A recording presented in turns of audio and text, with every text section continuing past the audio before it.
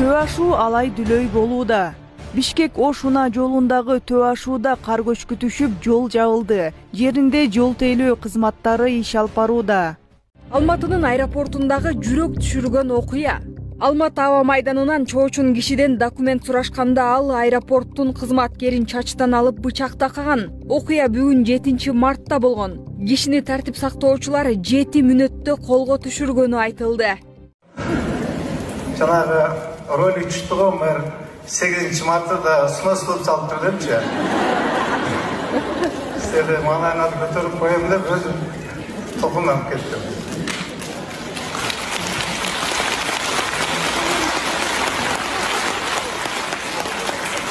Урматтуу апалар, урматтуу эже карындаштар, мен сиздерди бүгүнкү 8 март аялдардын эл аралык майрам күнү менен урматтуу президентибиз Садыр Тургожоевичтин атынан, урматтуу генералыбыз Камчыбек Кырышбаевичтин атынан, ошондой эле Ош мэриясынын атынан, өзүмдүн атымдан, жеке үй бүлөм атынан сиздерди чын жүрөктөн куттуктаймын.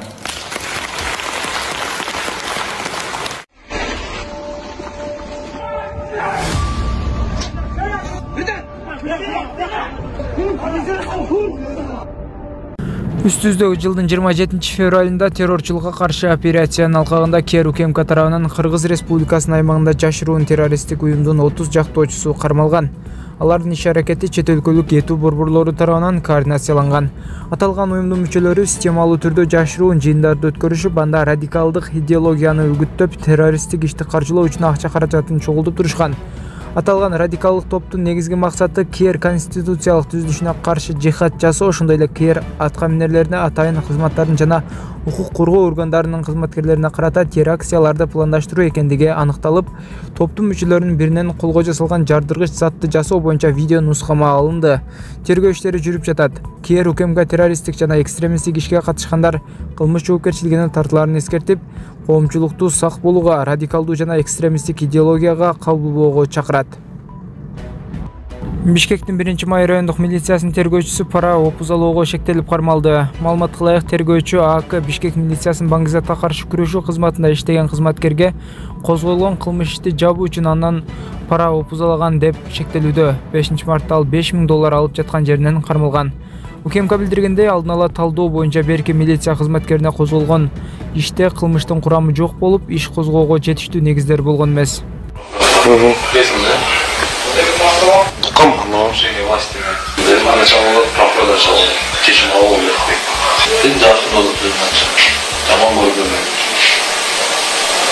Прокурорчуларга мен в принципе даярдалуучумун, даярдап койгом. На черный день деген бар жумушта братан. Имеется предлагает признание усталого. Скажем, где-то собственно всякие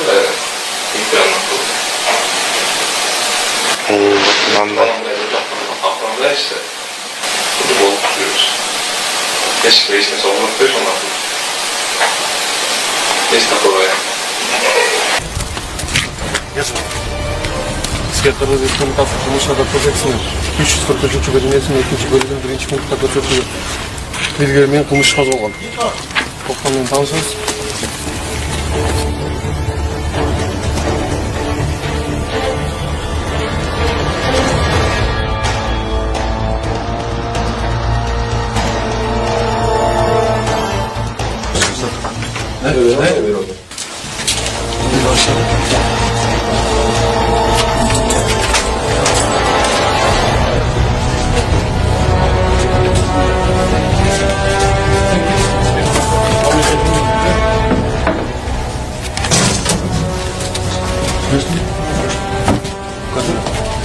Менин банк номерим 0551 091992 Кларашы деп чыгат.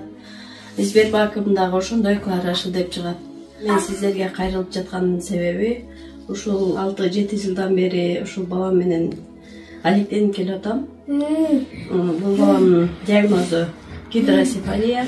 Түркия элине барып, буну операция кылдырышым үчүн $30,000 каражаты керектелет экен. Башка балдарды көрүп мен дагы ушул балам эчкеликке чыгып ойносо экен дейм. Кыргыз элим ушул Кайдыгер Карыбаев ушул балама дагы жардам берип коюшуңуздарды өтүнөм.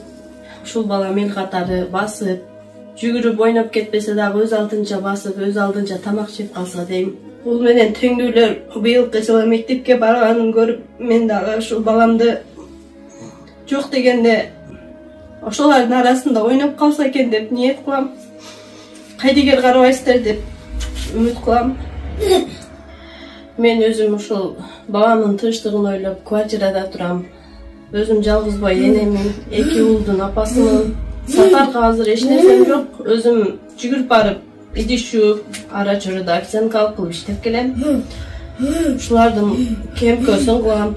Ошондуктан сиздерден өтүнүп кетерим, ушул балама Кайдыгер Карабай аз да болсо жардамыңыздарды берип, бизди дагы ошо Түркия элине барышыбызга себепчи болуп калышыңыздарды өтүнөм. Канчалаган инсандар жакшы болуп келатат. Ошолордун катарында менин балам дагы жакшы болуп кетсе экен деп ниет кылам.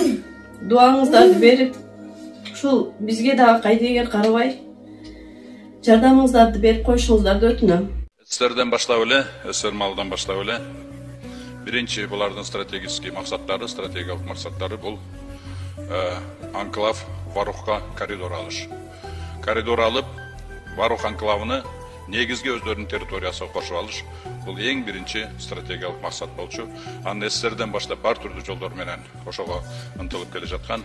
Азыр эми бул келишим менен фактически ошол коридорду алыптырлар.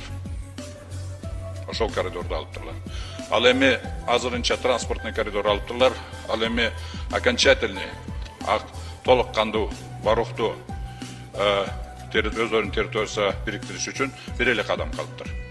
Ал кадамды алар качан жасайт, бул только вакыт көргөзөт. Мен эмнени айткым келет? Ошол канча жылдан бери ошол, значит, коридорго тоскоолдук кылып турган эки эле тоскоолдук болчу. Биринчиси село Достук айылы. Ошол тоскоолдук болуп турган. Жолдордун тосуп. Экинчиси Ходжала, Аксай, Варух деген участок, ошол жолдун участогу бизге караштуу дагы именно ошол тоскоолдук турган. Эки тоскоол болгондо. Азыр эми бул келишим боюнча Достук айылыны тажиктер бекеринен толугу менен бизге бергиле деп талап койгон эмес. Толугу менен биз ага макул болуп, ал тоскоолдукту алып коюп атабыз. Биз үчүн село Достук эң стратегиялык мааниси ошол коридорго жол бербей турганы. Андан тышкары ошол жерде чек араны, ошол жерде жашап аткан эл коргоп турганы болчу. Ал эми жанагы экинчи тоскоолдук болгон Ходжала, Аксай, Варух участок жолуну аны кантип качып кетип ататтар алардан. Алар ошонун түздөн түз коридор алып, ошол жолдон качыш үчүн булар дача Капчыгай жолун сурап ататтар. Ошону анан кийин нейтральный кылып ататтар. Нейтральный кылганда дагы ошол не только жол нейтральный эмес. Ошол жолдун астындагы жолдун бияга 15 метр, жолдун өзү 10 метр, мындайча айтканда 40 метр шириной жердин асты дагы нейтральный болуп эсептелип калып атат. А нейтральный деген бул эмне деген? Бул сеники да эмес, меники да эмес деген. Эгер, например, жолдун өзүн эле нейтральный кылганда, а жер өзү биздин жакта Кыргызстандын эсебинде калганда башкача болмок. А так бул жер дагы кетип атат, жол дагы кетип атат. А нейтральный болгон жерди любой время ким күчтүү болсо тартып алганга укугу бар. Толук кандуу жолу бар. Ошондуктан бул жагынан дагы булар уже мындайча айтканда фактически коридор уже биз өздөрүнө ачып алып атат бул келишим менен. Эми дагы мунун ордуга бизге якыбы жол берип атат, ошондой эле нейтральный Миңөрүк Самаркандек деген 3 километр. Бул жерде биз алданып калып атабыз да. Себеби деген 2003-2004 жылдары тажиктер Айгулташ, Канибадам деген электролеп өткөргөндөр. Ошол электролепти өткөргөнгө биздин Баткен районунун территориясынан 104 гектар жер ошолорго өткөрүлүп берген. Колдонушка. Ошонун ордуна компенсациясыга булар ошол вакытта жанагы Миңөрүк Самаркандек жолуну бизге бериш керек болчу. Акылдык ошондой болгон. Биз ошол келишимдер менен ратификация кылып, Бакиев кол коюп, вернее Акаев кол коюп, полностью ратификация кылганда тажик тарабы ратификация кылбай койгон. Ошондо мен 2005 жылы революциядан кийин курултайда губернатор болуп шайланып келгенде мен биринчи кезекте ошол жолго көңүлүмдү бургам. Себеби ал биз үчүн өтө маанилүү болчу. Себеби биз транспорттук көз карандыда болчубуз тажиктерден ошол кезде.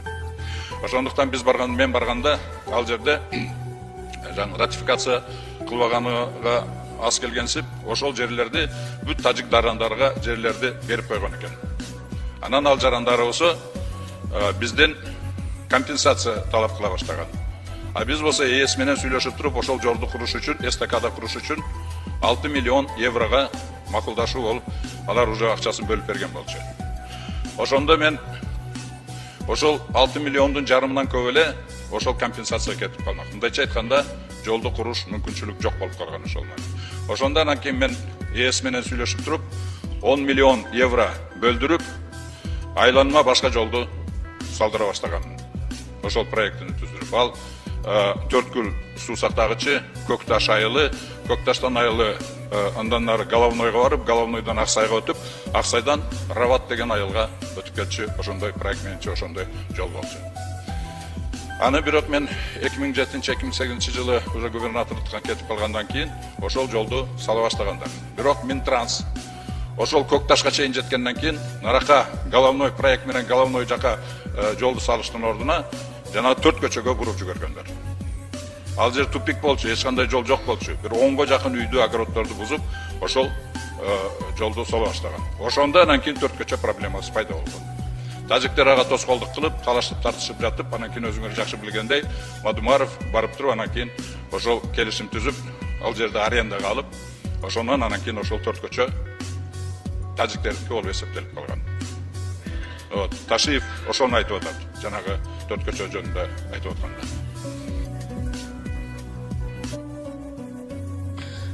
Оюңузду билдирип алыңыздар. Жок, 5 мүнөттөн соң 10 мүнөт сурабадым беле.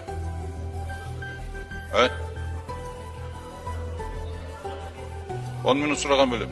Мен 10 мүнөт сурабадым ба? 10 мүнөт сүйлөдүңүз. Эме болсо дагы немени мен бүтүрүп коеюнчу, бул өтө маанилүү да. Мага убакыт бергилечи мындай эле, бош эле. 1 минут. Голоско коюңуздарчы.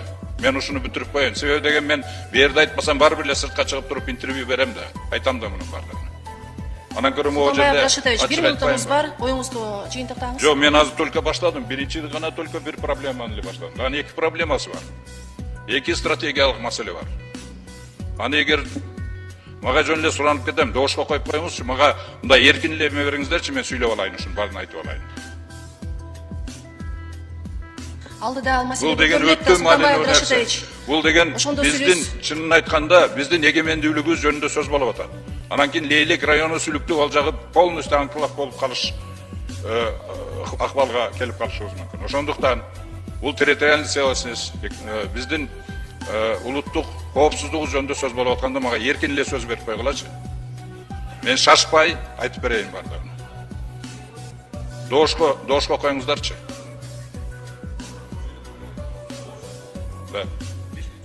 Жок, мен 5 мүнөт. Мага эркин эле бериңиздер, мен айтып алайын бардыгын. Рахмат, Султанбай Абдрашитович, 1 минутуңуз дагы кетти. Кийинки ишеним фракциясынан Миргүл Омурзаковна келиңиз.